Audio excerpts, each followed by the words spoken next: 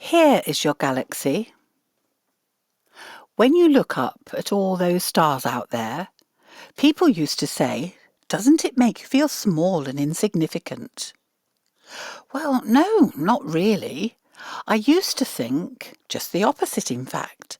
When I stand under the moonbeams of a clear sky, I feel empowered somehow. Now I know why. Ever wanted to pick yourself out a star? My grandfather did. That's where I'm going, he used to say.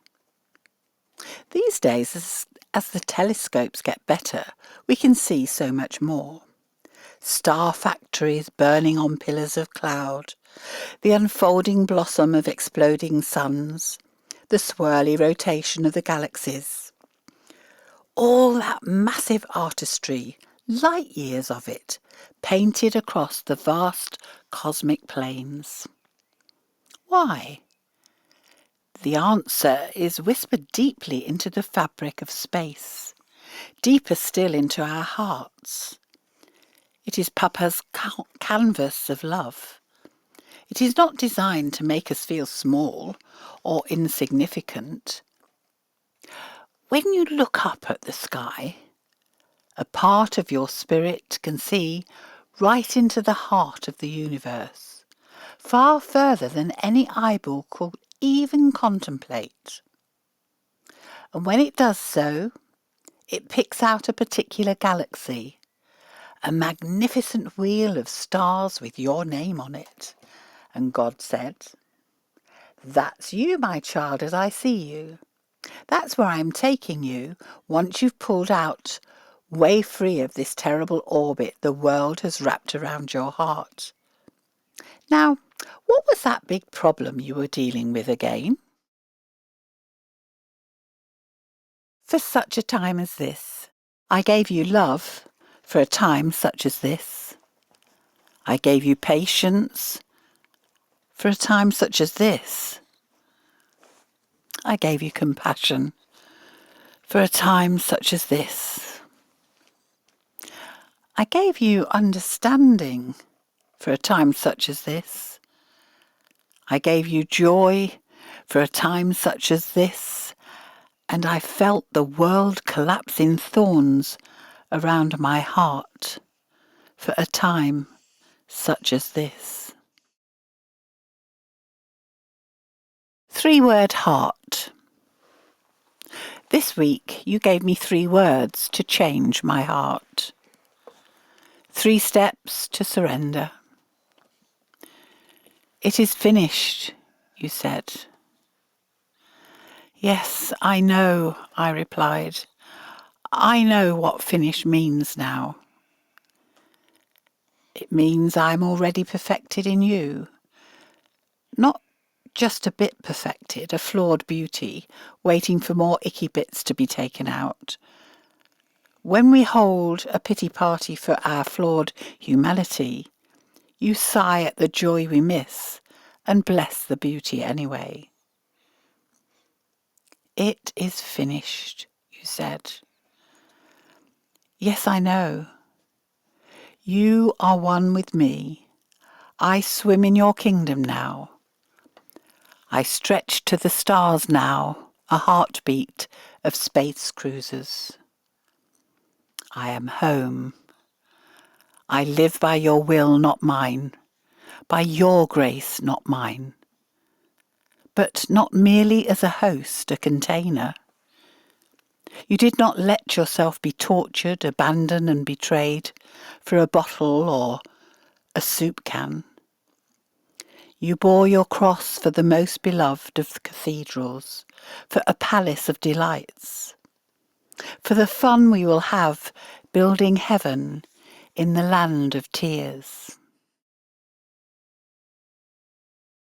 Lovebeats. Love is a train in my heartbeat, a ladder full of angels on the line, the breeze of his wings in my whispers, the tears of his love in my eyes. Just so we're clear, not the spur of a Ferris wheel jewelled by stars, not the wake of a blue whale the laughing air between a flock of geese, or the bloom of ice and cloud over a mountain. I live in the best place from which all other wonders take their cue. I live in the place that sings back to me, argues with the size of the sky, laughs at the way things wobble on a windy day, and frets when you're not speaking.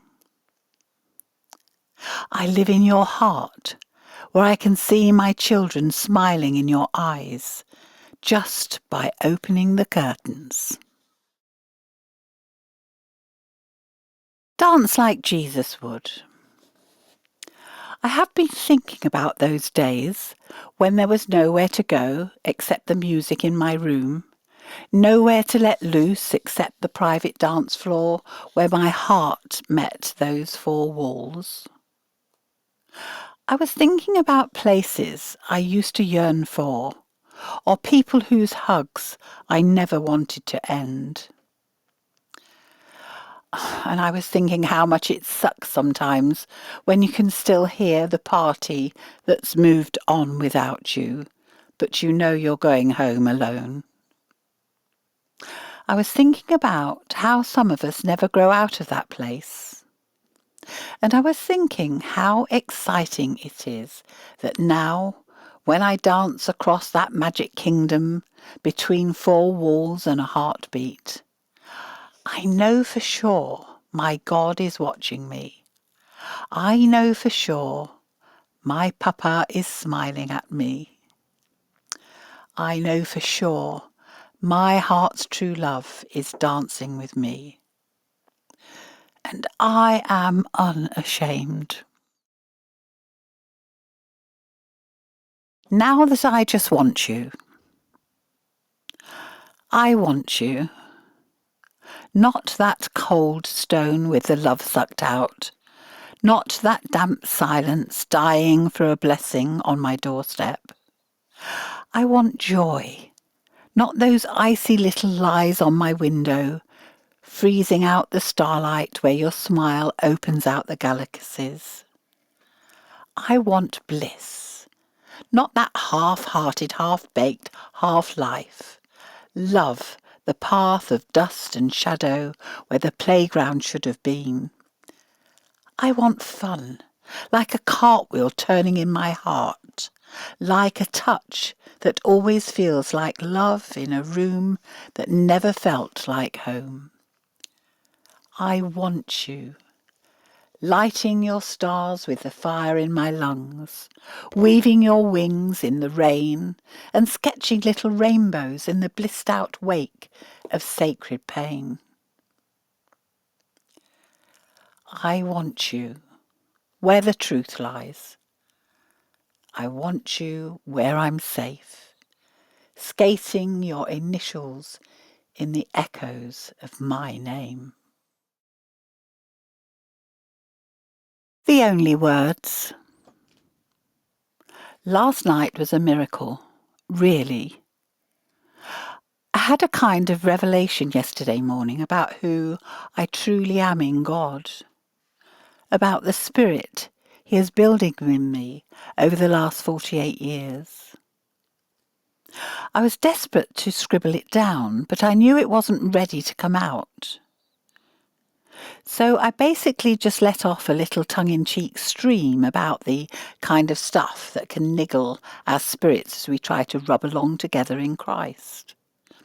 It was cathartic to me to write, and I certainly had some fun doing it. When I read it back later that day, it occurred to me that this was not really how I felt at all.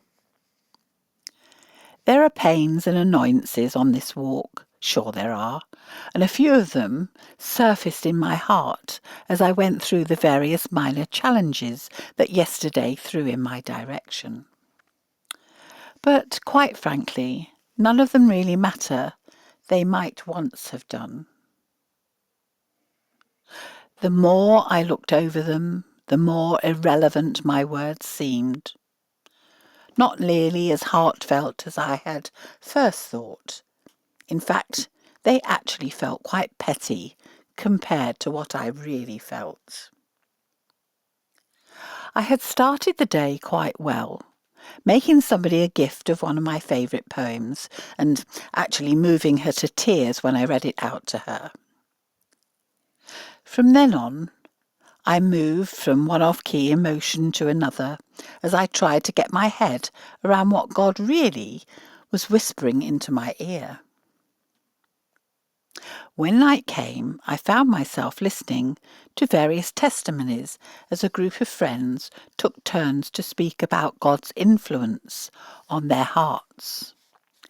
It drew me back to a place God really wanted me, the place God always wants me, where the love lives.